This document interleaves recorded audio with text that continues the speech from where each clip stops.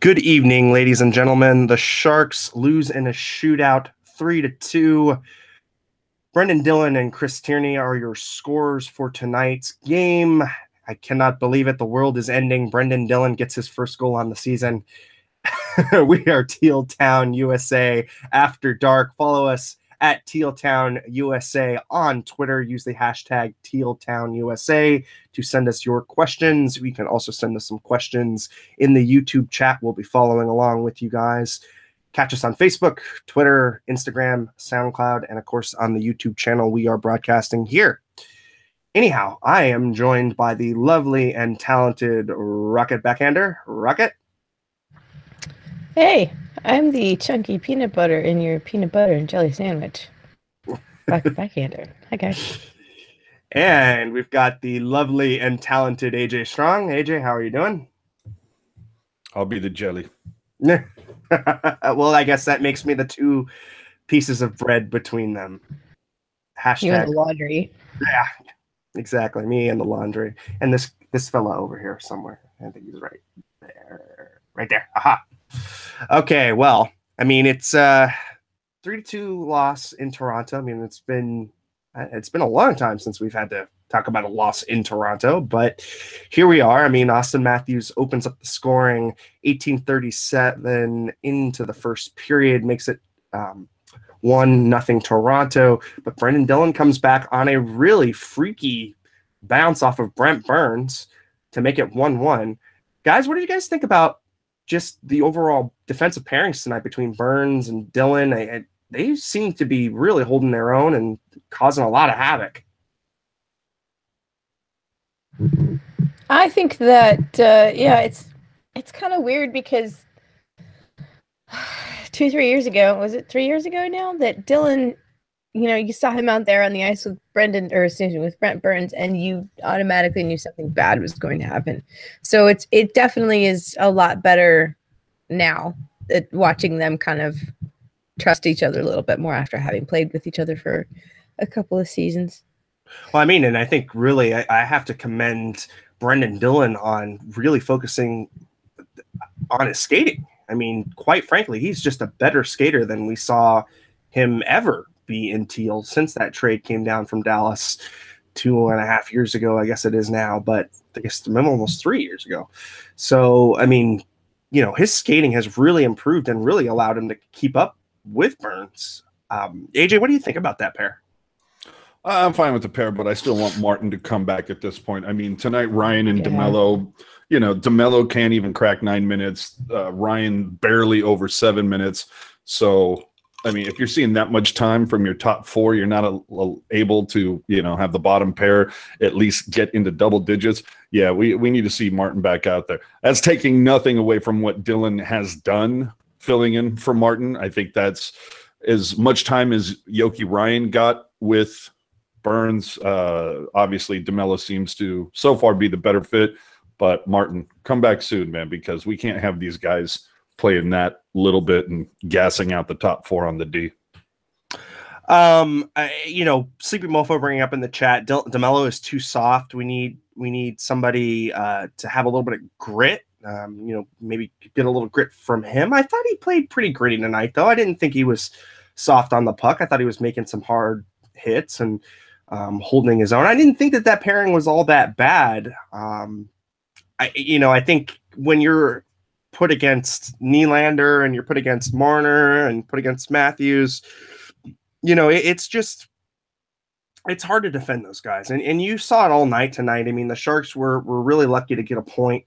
I mean, because honestly, the two bounces that they got, which we'll get into right now, in the second period, Nazem Kadri scores 12:40 into the second and gets Toronto up 2-1.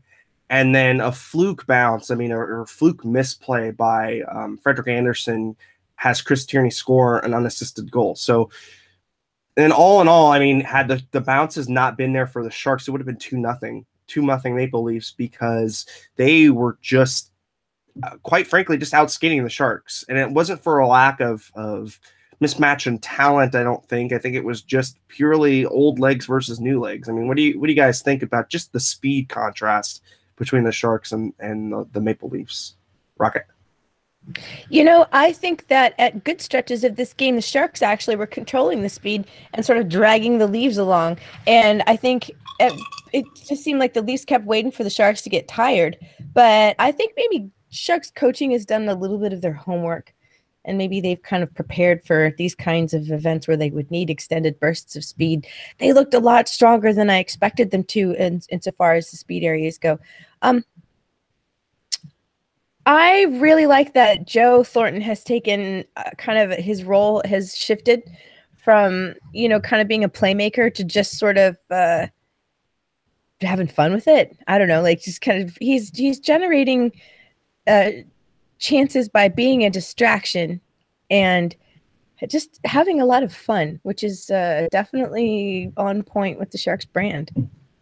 Yeah, I agree too. I think he's really moved away from, well, I mean, I wouldn't say that he's moved away from being the Sharks engine because he does lead them in points, but I do see him having a lot more fun. And maybe the knee injury really kind of put his career into perspective. Like, hey, I'm really lucky to be playing this game. I mean, I think that might be just one angle, and I think he's just a fun guy to be around. I think he's always been that way. AJ, what do you think about just the speed differences between Toronto and just kind of the resurgence of Joe Thornton? To kind of piggyback on what Rocket said, I actually thought the Sharks controlled a lot of play for this game, especially in the second period. I mean, the Sharks maybe got a lucky bounce here and there for making this game 2-2, but then again, if the Sharks could have gotten one of the 5 power play opportunities, if they could have gotten one in there, the Sharks win this in regulation 3-2, or at the very least they win it in overtime 3-2 with that 4-on-3 they had for the final 2 minutes, which I do think that there should have been a bit more kind of, I don't want to say panic, but definitely urgency. I thought they left out the top unit, whether it was Burns and Thornton and Pavelski. I thought they left them out there for too long for the final 2 minutes in OT. I would have liked to have seen Hertl and Donskoy get a little more opportunity than, like the final 20 seconds. But yeah, but Donskoy wasn't having a great night with that puck, so I don't know if it would have been fair to give him even more time to not be good. I totally agree with Rocket on that one. Donskoy was really fighting it all night tonight, and the pairs in overtime were Pavelski, Thornton, normally paired with Burns on the back end. It was Couture, Donskoy, and Vlasic, and then it was Bodker, Hertl, and Braun as the third pair. I think Chris Tierney got out for one shift, and I think he was also skating with Braun as well. But I'm just talking about the extra time that Thornton, Pavelski, and Burns saw during the final 2 minutes of overtime when they got the power play. Yeah, so but again, I go back to, if the Sharks can score on one of their power plays in regulation, it's a different game. A couple of guys probably fighting the puck a little bit. I thought Burns made some really boneheaded passes tonight. Yeah. I mean, seriously, there was a couple times, and there was even once or twice where there was one particular time where I remember screaming at Couture to take the shot. Instead, he went for a really dumb pass, and we've seen it with McClellan. You saw it to a certain extent with Ron Wilson. I don't know what it's going to take to change the culture of this team to a shoot first mentality. Just too many times, like, they're looking for the fancy pass. I get it if the guy is like, there's an open line to the guy who's sitting there parked on the back door, they can jam it in. That's one thing, but throwing it across the slot where there's like literally 2 opponents waiting for it who can see it coming, it's, what the hell are you doing? Just get the damn thing on net. But yeah, no, I agree, and we saw it when the first power play unit was broken up for a little while, that shoot first mentality was what they were doing. But it seems like after they were reunited, and especially since Couture has been back, I felt like, okay, they are really now going for the slam dunk play instead of going for the volume on net kind of play that we were seeing when you had Hertl in there, or you had LeBanc up there, or you had Donskoy up there. One player that I thought, and this is going to be shocking, but one player that I thought stood out really well for the Sharks tonight was Bodker. Oh, F you. I honestly think 8 minutes 8 minutes tonight. I mean, just like, I mean, come on. I think I saw him out there for one goddamn shift in the third. That's the thing, though, is that Bodker has amazing speed. Right, and that's why I think he really has nothing else. He's got amazing speed. He has nothing else. He's got great speed. So, for 8 minutes, he got to skate really fast. Good for him. I thought Sorensen had a much better night, even though, I mean, he only got 2.5 minutes more than Bodker. But Bodker did actually he had one shift tonight that started out really well, made a couple of good plays, tried to get down deep, and then he made a couple bonehead passes. So, and this was something tonight that seemed to be permeating throughout the team. I saw Thornton with a couple dumbass passes. So I don't know. Maybe if I don't know what was going on with the team tonight. Again, this is one of those ones where I can, somebody fetch me my power play drum, because this is a night that it would have made the difference. Agreed. And these were not abbreviated power plays. They were really, pretty long stretches of sustained power play time. I mean, they had shots on net and they had some really good chances. But again, that lethal kill that we saw a little bit earlier in December, we're just not seeing it right now. And we're not seeing that shoot first mentality, which is what made this power play kind of rise up out of the ashes a little bit. Now it's kind of gone back to, same old, pass along the perimeter, wait for the one-timer from Burns, or try and get Pavelski a one-timer, going back into that umbrella instead of the crash the net style. So, not to mention the great game they played in Montreal just 2 days ago. Right. Exactly. Although they did give up a power play goal in that game. They gave up a power as they play did tonight. As they did tonight. The one in Montreal you can forgive because it's a 5-on-3, but the one that they gave up tonight, not that great. I mean, you let Nazem Kadri score, really? and the Sharks got a power play goal in Montreal as well. So. I think the big difference here was that the Leafs got a 4-minute power play and they got all 4 minutes of it. Sharks get a 4-minute power play and they get less than 2 minutes of it. And the guy who was supposed to be penalized still gets to take his shot in the shootout. That's bollocks to me. I think if you're in the penalty box when overtime ends, you shouldn't be allowed to shoot in the shootout. Agreed. And I also felt like Mitch Marner sold that a little bit. I just it was Marner, yeah. And I thought that they kind of called it. I mean, he didn't have blood at the initial onset of that, and I think he bit his lip. And I think that the refs bought it. So I mean, I don't know. Call me conspiracy theory, but I don't know. It kind of left a little bit of a sour taste in my mouth, for sure. Well, speaking of sour taste, this is just Engenic saying Bodker leads the league in dollars per point. Very, very good. Shocker. What a shocker. Very good. Who on this team needs to get healthy for Bodker to be put on waivers? I mean, come on. At this point, seriously. 8 minutes, for Christ's sake. Jeremy Waugh. No, what, Goodrow? Is that Goodrow's close to coming back. I mean, I think we were saying that he's close to being activated. So there was some thought, okay, well, do you do the easy move where you put Yoki Ryan back on the Barracuda, or do you put Sorensen back on the Barracuda?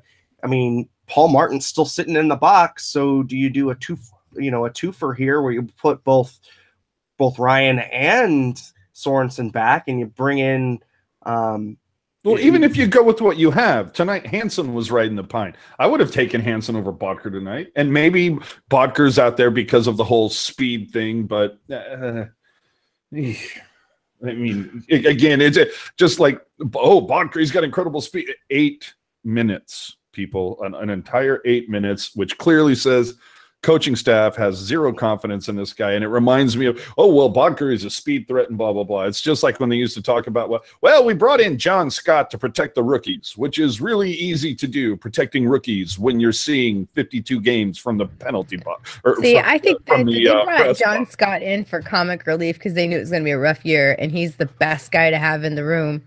So I think they just embraced the fire. Yeah, maybe so, but it just again, it's reminiscent of them talking about how bringing in John Scott was to protect these kids that were coming up, and how do you protect kids from the press box? It's a little maddening. Yeah, no, I totally agree. I totally agree. Just kind of really running through, I mean, the list of options here. Tim Heat can't go through waiver. He will be picked up. So, I mean, maybe you think about putting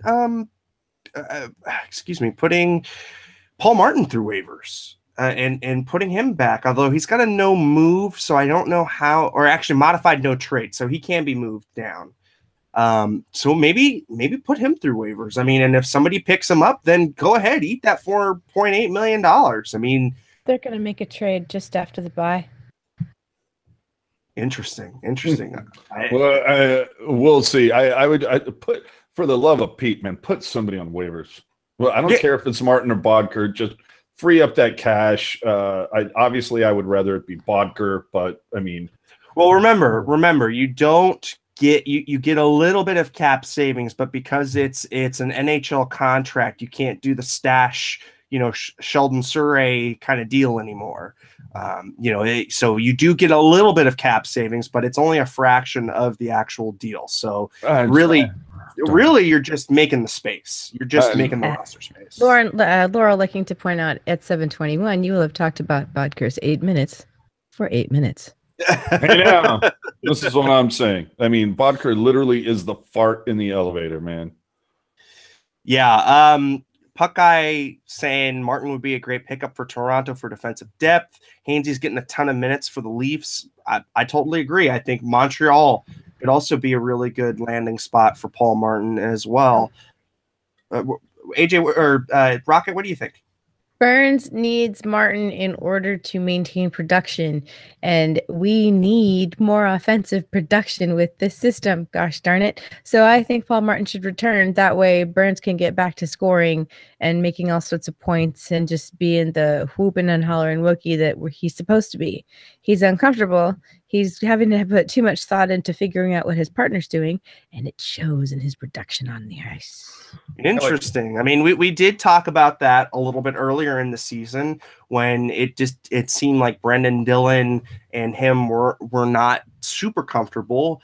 I think since I don't know, maybe around December, you've started to see the Wookiee kind of turn the corner, gotten a lot more points uptick, and I think he's becoming more comfortable with Dillon. Although, mind you, it's only assists that he's piling up right now, not a lot of goals. So, maybe Rocket's onto something. Maybe he's a little afraid of pulling the trigger from the back end because he's worried about that.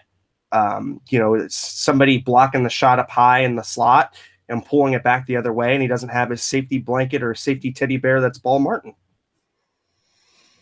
I don't know what it is. I'm interested to see what the hell happens between now and then going into the bye next week, and then that return home game versus the Dogs, which will be 41st game, halfway through the season. Are the Sharks, like, this is the time? Like, I think it's like, what you have at this point. Clearly, zero confidence in Bodker from the coaching staff. If this cat, $4 million getting 8 minutes, I mean, get the hell out of here.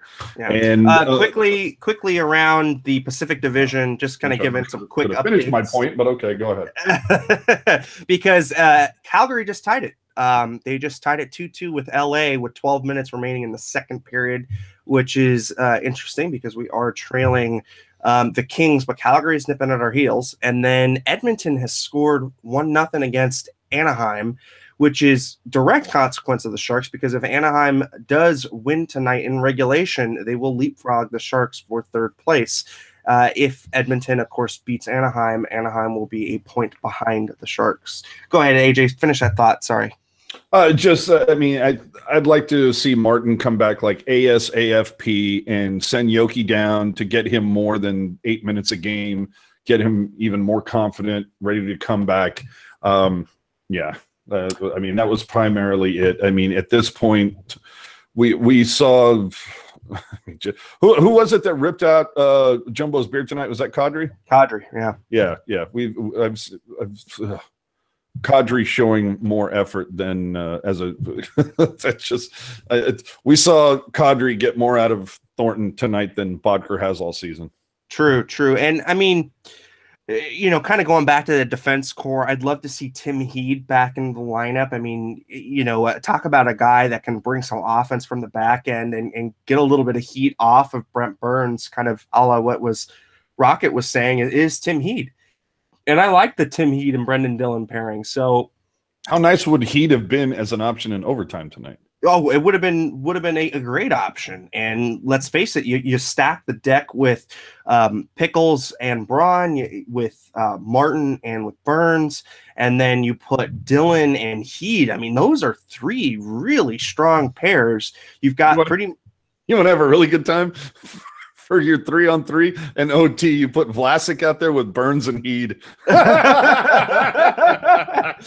Yeah, you're two. I would really enjoy that. Your two forwards and your defenseman right there.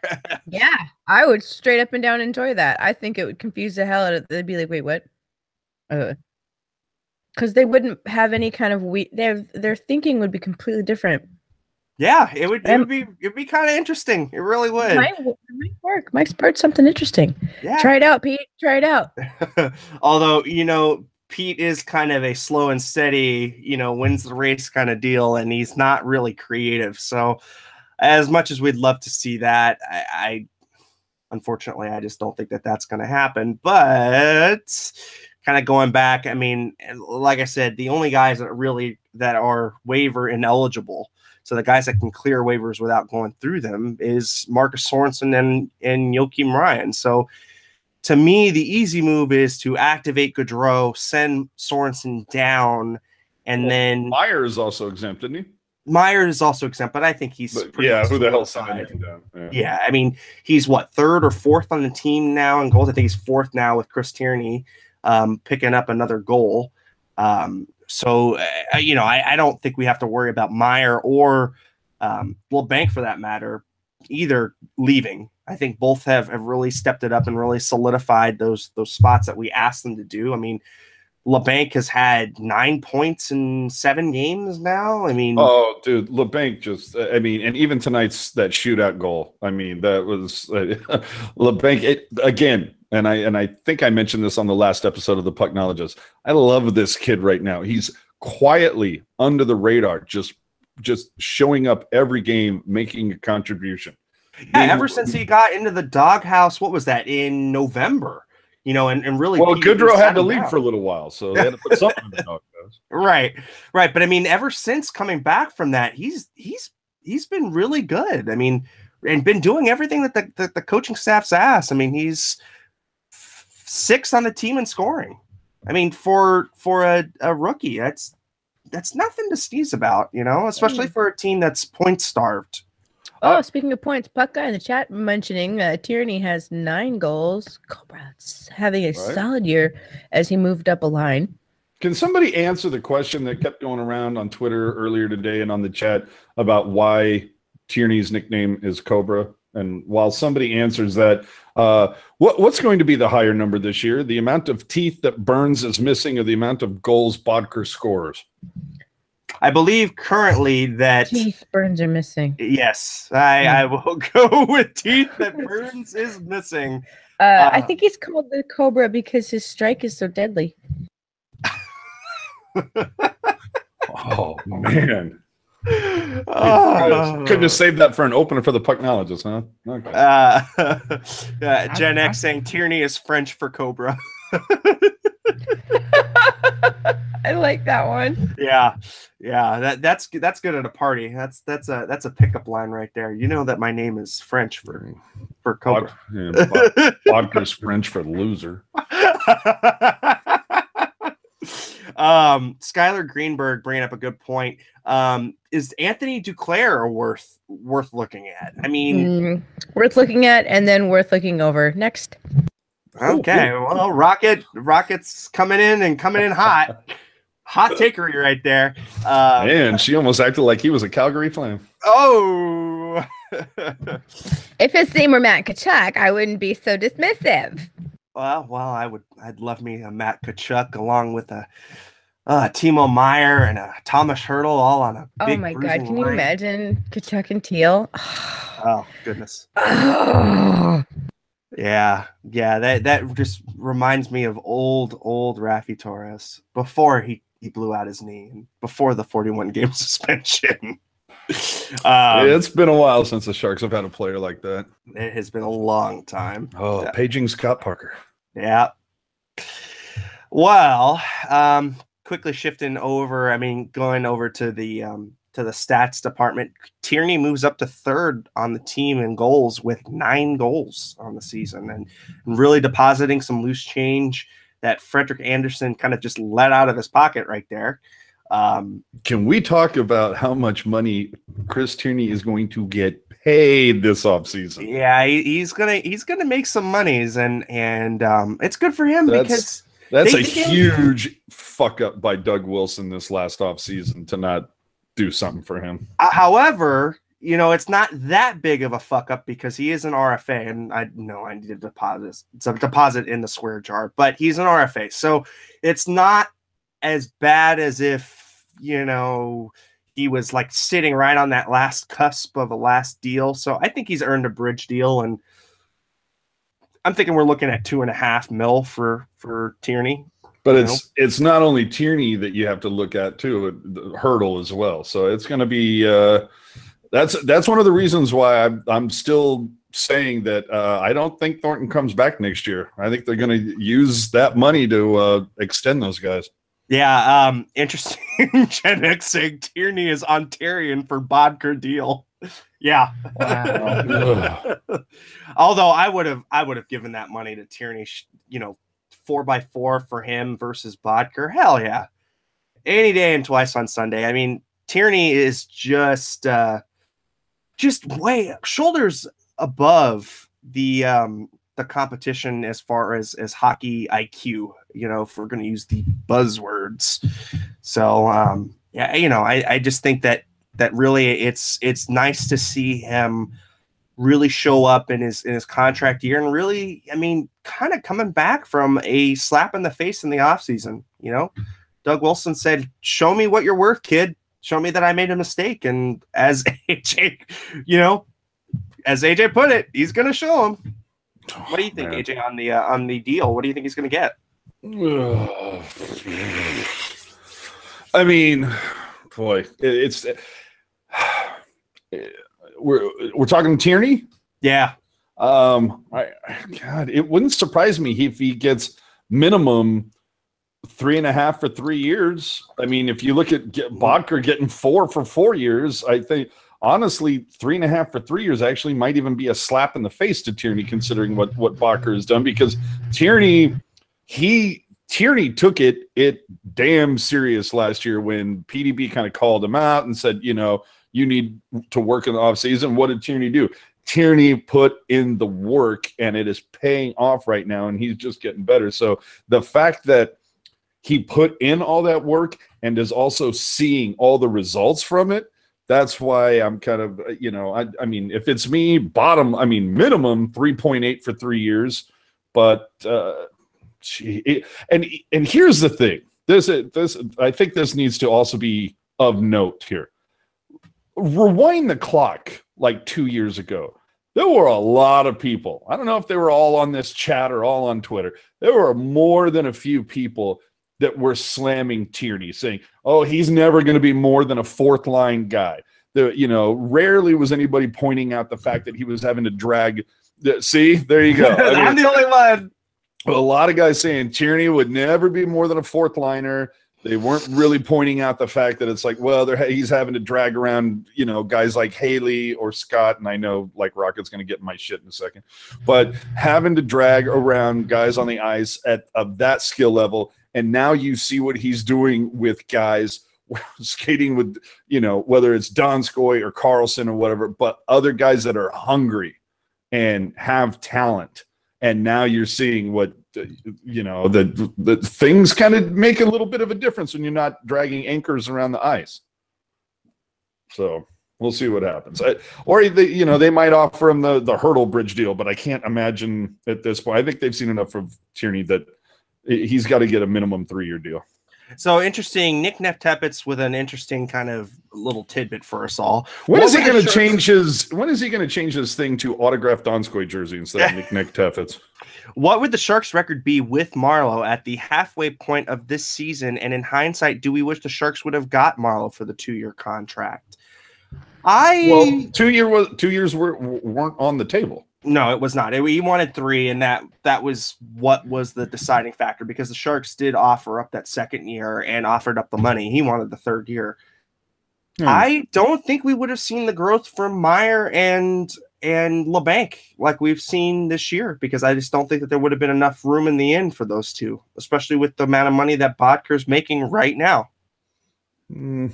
Maybe, but when it comes to like the record question of it, honestly, I don't know that. I mean, maybe the Sharks have 2 more wins, maybe 3 more wins, because there's a couple games like tonight where they go 0 for 5 on the power play that maybe Marleau is a difference in 2 or 3 of those games. So I'm thinking maybe they have, 4 to 6 more points, maybe.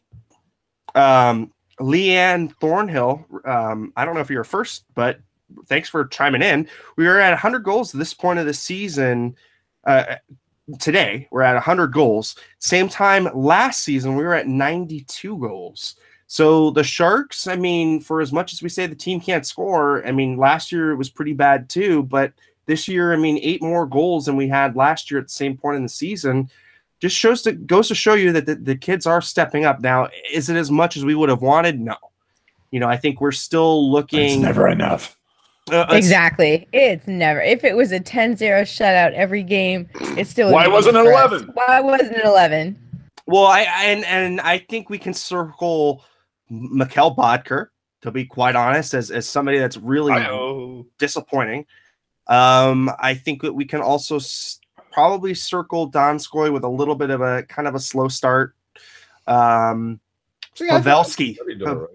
But see, for me, it's Pavelski and Burns. Pavelski and Burns. I mean, so if you get, let's say from Pavelski and Burns, you get another 5-6 goals each. Yeah, 5 or 6 goals each. So you got 12 goals there, and let's just for shits and giggles say 5 goals from Bodker. No, Hansen. Jessica, you're right. A little bit of Hansen. A little bit of Hansen. The other more goals. He was supposed, on paper, he looks like he's supposed to have 30 goals.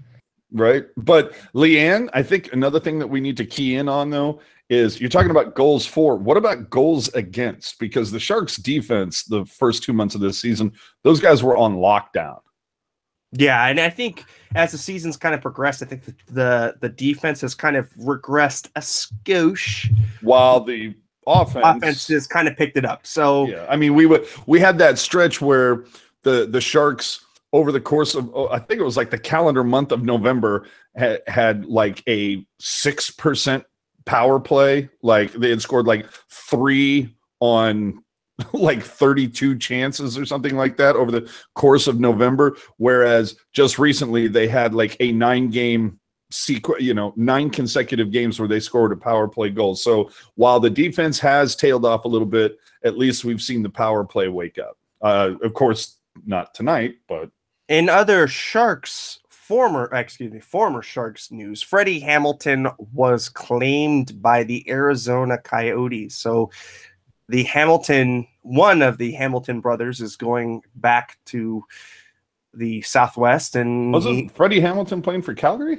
He was, yeah. So it was him and Dougie were together. Yeah. And actually Dougie threw a shit fit in Calgary, basically saying, I want my brother here. So they went out and they got him. And so Freddie taught me how to Dougie, but didn't teach me how to Freddie. I get pretty much. So wow. Yeah.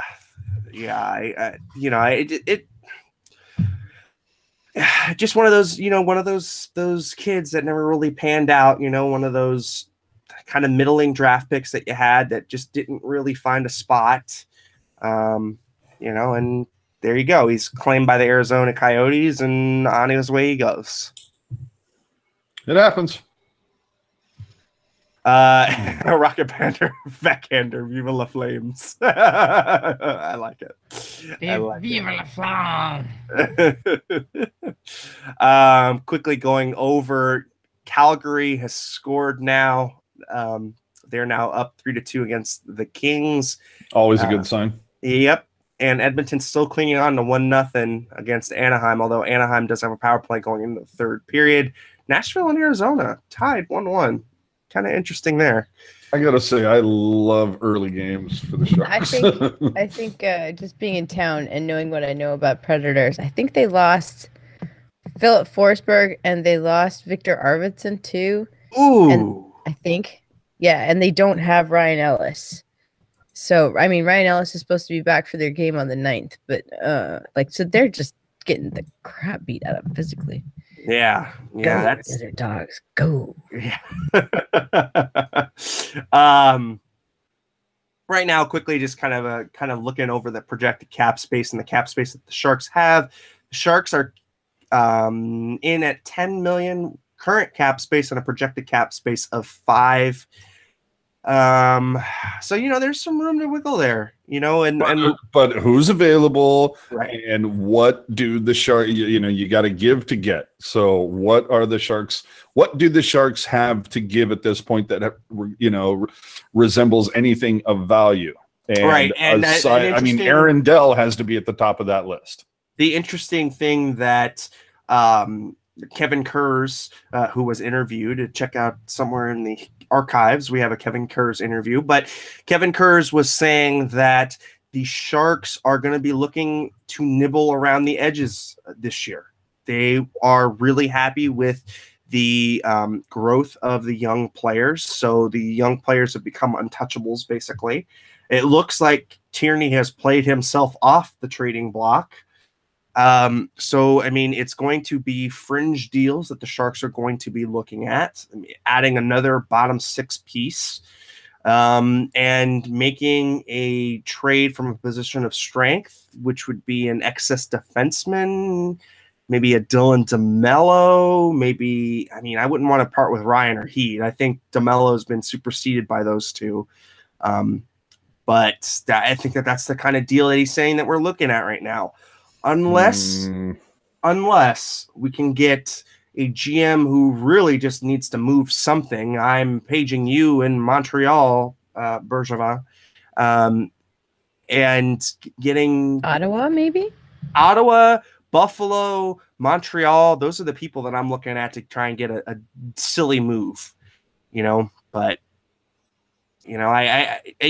and Tracy bringing up a great point. Tracy Kellberg in the chat. Don't trip. The Sharks are top 5 in a lot of the major metrics in the NHL. So, PDB for what he's got, he's making it work. But I still think that if the Sharks want to make an extended run, they need some scoring. And that's that is a good point that Tracy brings up. If you think about the fact that the Sharks play in a division that is not the most competitive.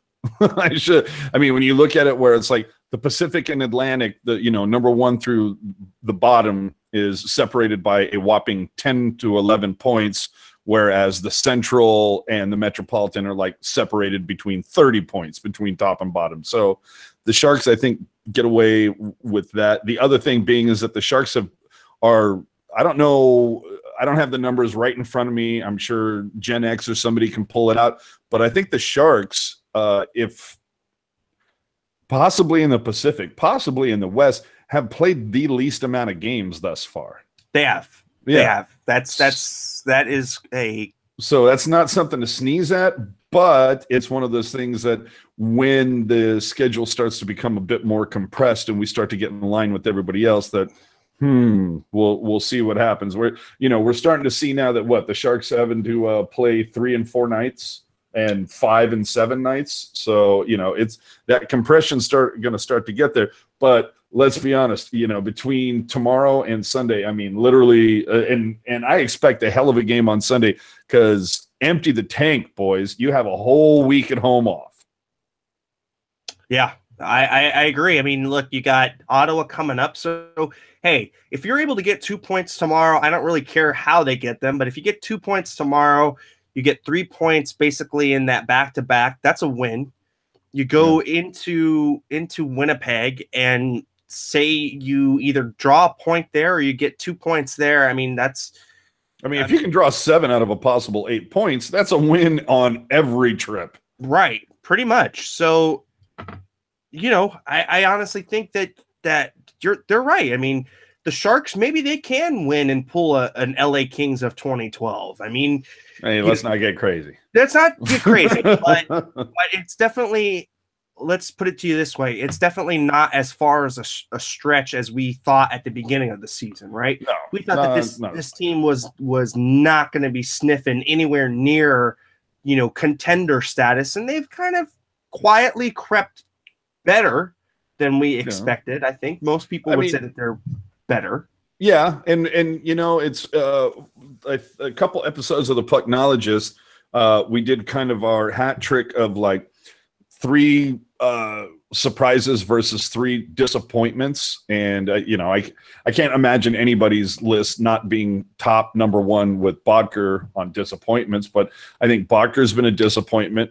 Burns early on, he seems to be coming around. I think Dillon has a lot to do with that.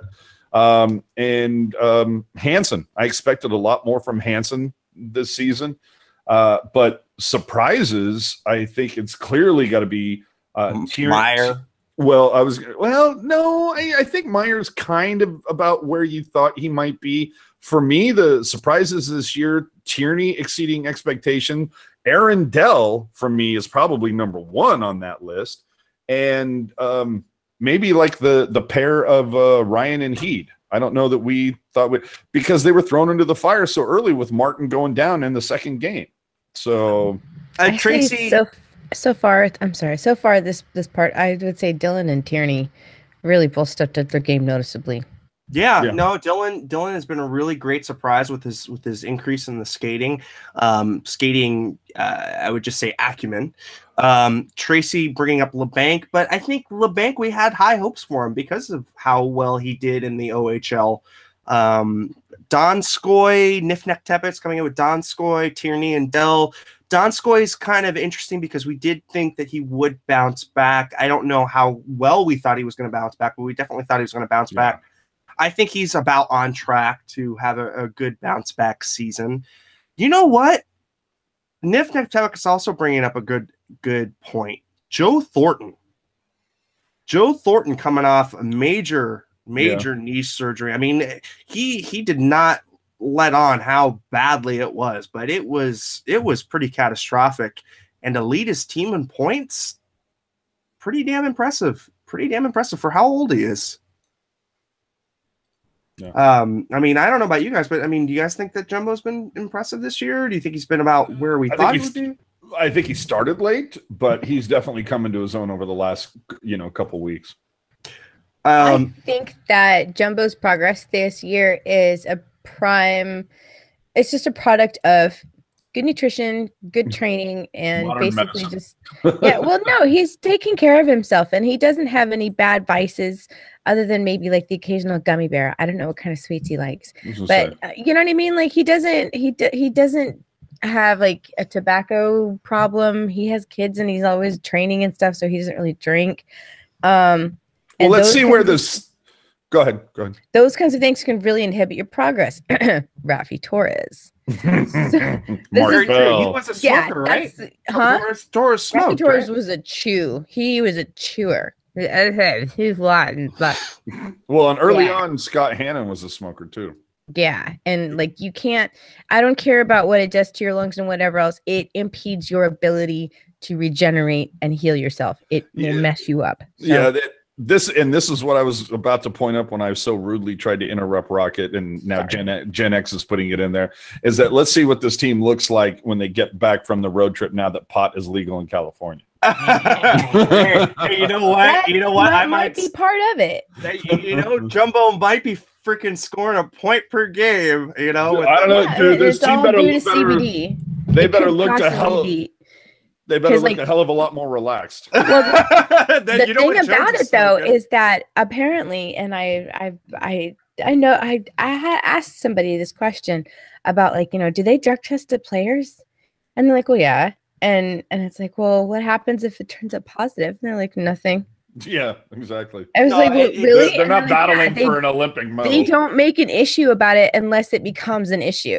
So, like, Right. even if they're aware of your personal use and whatever, as long as it doesn't spill over into your professional work life, so as long as you show up and you do your job and you do your job to the fullest of your abilities, they really don't care. Yeah. So, This just if Joe is eating like a brick-sized pop brownie after every game, more power to him because it's obviously helping. And CBD is a miracle drug. And now the pot is legal in California. This just in Tim Lincecum making a return to the Giants. No, actually, the thing is, I don't know if you've seen the latest photos of Tim Lincecum. Dude, that dude is cut the hell up. Yeah, I mean, he wouldn't say he's buff, but he's really Calgary just scores again. All right, Calgary. Go, Calgary. Too excited about it out loud because Monahan drops it in. Yeah. I mean, Lincecum. It's been pretty funny. That I would venture to guess that the two biggest potheads are probably Jones and Dell, the goalies. Bitch, you got to be relaxed. It's probably Couture and LeBanc. It should be Bodker. It should be. It should be Bodker. That dude needs to mellow. Yeah, he does. I quickly going over tonight's the areas that the goals were scored. I know I kind of got a little bit lit up on Twitter about this, but I didn't like either goals from that Jones let in. 2 5-hole goals that, quite honestly, if he was in a little bit better position and had his pads down or the paddle in front of the 5-hole, he would have stopped both of those. And I'm still wondering if Jones is fighting something. I think so too. Either that or he needs to, go, get a little bit of training on the side from Nabby to kind of rehone his reactionary skills. Because right now, when he is getting set on the puck, you're seeing that 5-hole open up. And I mean, the game-winning shootout goal tonight was 5-hole. And as for as much people they want to light me up on Twitter, you got to have those. Those 2 5-hole goals were not good.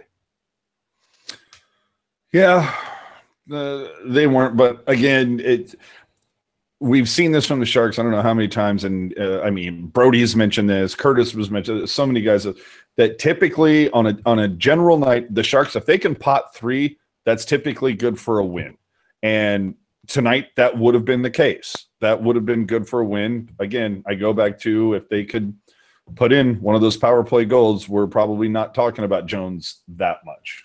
So, but I do agree that, it's. I mean, Jones, I still feel like he's fighting something, and I hope he takes this bye week next week to kind of just, test out I was going to say, test out the new marijuana laws in California and just like be mellow and dial the ship back in. Yeah, no, agreed. And I mean, Martin Jones clocking in with a respectable .929 save percentage tonight. Respectable, not great. Respectable. Yeah.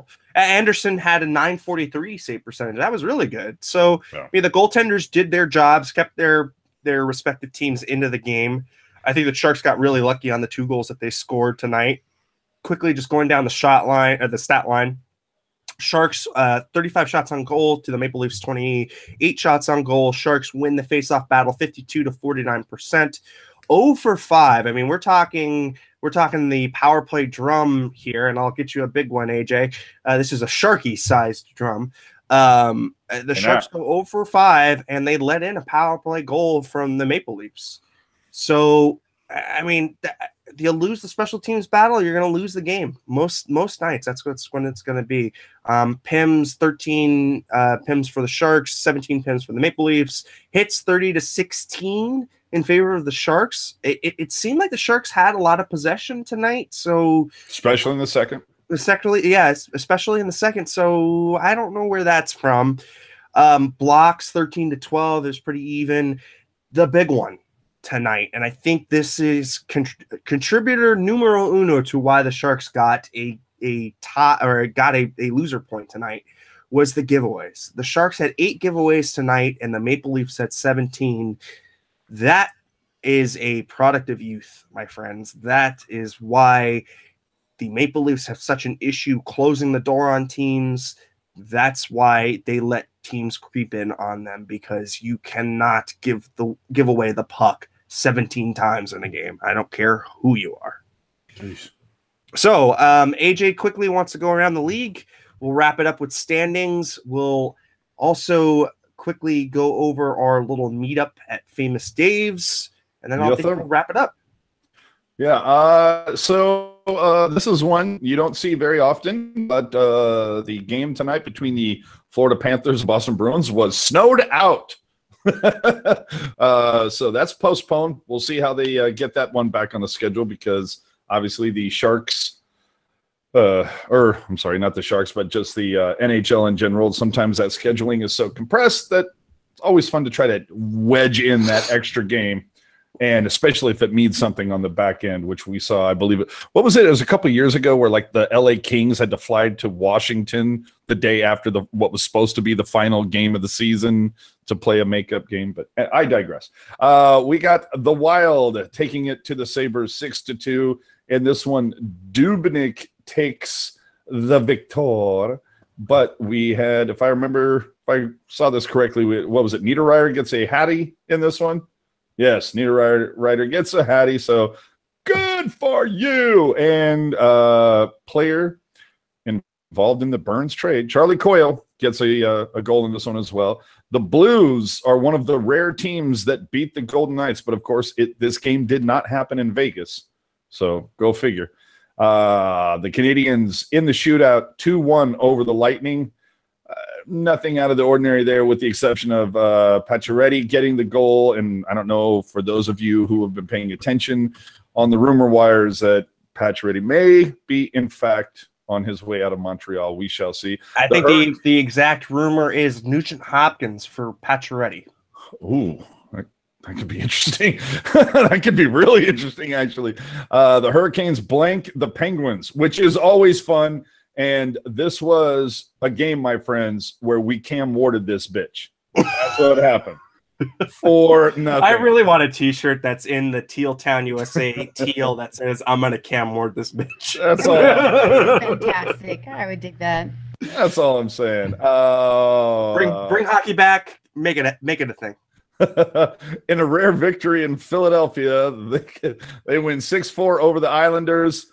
Clutterbuck comes one away from a Hattie, as does Pavarov. So a lot of 2-goal games for guys down there.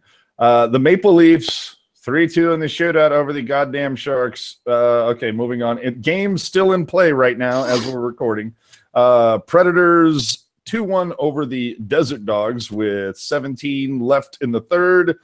Ducks on a power play, and they're down 1-0 to the Edmonton Oilers at the end of 2. Also at the end of 2, the Flames up 4-2 on the Kings.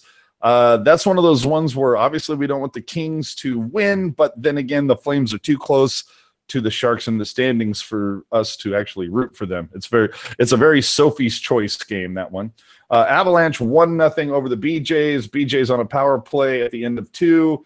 And for your free hockey game on NHL.com, the Stars 4-2 over the Devils with 5 minutes left in the third.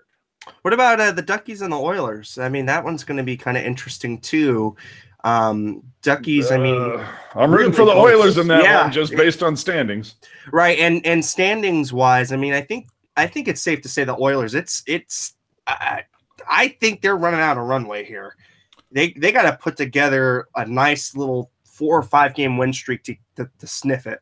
Well, you mentioned that trade earlier. I mean, maybe, but I mean, it's amazing the amount of talent that has moved out, who has been sent out of Edmonton, at the forward position over the last few years. So who knows? I wonder what the consistent thing has been there. Maybe it's dumbass GMs moving good pieces. I don't know.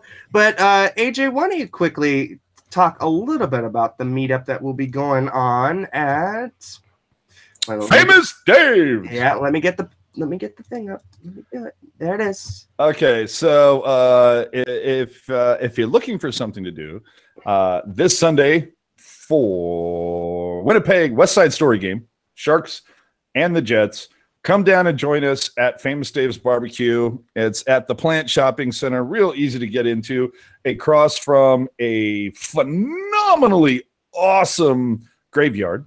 But it's a nice shopping center, and if you want to get there a little early and get some, errands ran, they have a Ross. There's like a Home Depot. There's a Target. There's all sorts of interesting places to get some shopping done. There's even a Starbucks there if you want to get there early. So come on down, watch the game. We're taking over the back room. If you're not aware, at Famous Dave's, there's a nice back room, bizarrely enough, located in the back, and they've got a big ass screen. In fact, I believe it's brought to you by Big Ass Screens. And we're going to have the game going on. If you want to keep an eye on the football game, you can run to the bar, catch a little bit of the NFL playoffs. And you know what? We'll get you out of there in time to make it home for the Golden Globes. So come on down. Famous Dave's Barbecue. I think Putt Guy and I will probably be setting up shop about 11:30 right when pregame starts. We should have some prizes, some fun goodies to give away. There may be a Chum jersey involved in that, which could be kind of cool. There's some playoff towels. In fact, actually, since the last little matchup that we did, or the last little get together, I think I've got my hands on some more goodies to give away. So if you want to win something and have some good barbecue and make fun of Putt Guy's internet connection to his face, come on down and, join us, have a good time. If you want to make fun of my interconnection to my face, by all means. Yeah. And if you can't make it down, there's always the chat and, catching us on the replays like here. So you can catch us everywhere. If you missed anything from the show, you want to watch it on YouTube replay. If you want to listen to it in the car or on the treadmill or whatever, we're on iTunes. We're on the Google Play Store. We're on SoundCloud, Stitcher, TuneIn, and, of course, on YouTube. We're going to quickly get some last thoughts, wrapping it up here. Rocket, anything you want to add about tonight's game or anything about the NHL in general? We got a point. We got a point. No, you got a point. Oh, you have a really good point. AJ. We got a point. Yeah. AJ, do you have anything to wrap up before we take it on out? Just, based on those matchups we were talking about earlier, no, you got to root for LA tonight, because Calgary is only 5 points behind San Jose. In the Anaheim game, you're definitely rooting for Edmonton, because Anaheim is 1 point behind San Jose. So and they just scored, so it is tied. Crap sakes. Aside from that, we put out a new Pucknologist earlier this week, so go check it out. There was a lot to cover because we took the holidays off, so that was a lot of fun. And I know Rocket had a couple funny stories in that one, so check out the Pucknologist. There'll be a new one next week, you would assume. I'm AJ_Strong on the Twitter and the Instagram. And occasionally I do some silly stuff for @TealTownUSA on Twitter and Instagram as well. I'm Eric Landi. You can catch me here. You can catch me on Twitter @EricLandy. You can catch me on Instagram, Facebook, all of those social media. You can even hit me up on LinkedIn if you want to, if you're part of the whole technology sector. Yeah, there's a thing. I'm a professional. Still a thing? That's still a thing for working. Brought to you by the producers of MySpace. Yeah. Rocket, where can the lovely ladies and gentlemen find you and follow you? This information is not for everybody. Only the sexy people. Okay. I'll give you about 10 seconds to get to the dance floor. Dance, I said. Dance monkey. Okay, so yo, baby pop. Yeah, don't get me started, dude. Don't. I'll just keep going. My name is Rocket Backhander, and I'm here to say that I love the Sharks in a major way. You can find me on Twitter, making funky rhymes and producing fat beats, PHATBATZ, talking about, Sharks hockey, and also what it's like living in Nashville. It's really cold right now. It's a capital R, capital B, little Ackhander 76. Figure it out. Also, you can hang out with me on Instagram. A visual photographic journey of, again, life here in Nashville, frozen underground, Teal bunker. It's our Rocket Backhander. One word. This is Rocket. All right, ladies and gentlemen. Well, we'll see you after tomorrow's game. I think Puckeye will be driving the show. I might be on again. I don't know. We'll see. And again, if you haven't already, please follow us. There's a subscribe button down there. Again, use the social media links that we provided a little bit earlier, and have a great night. We'll see you after the game tomorrow against the Senators.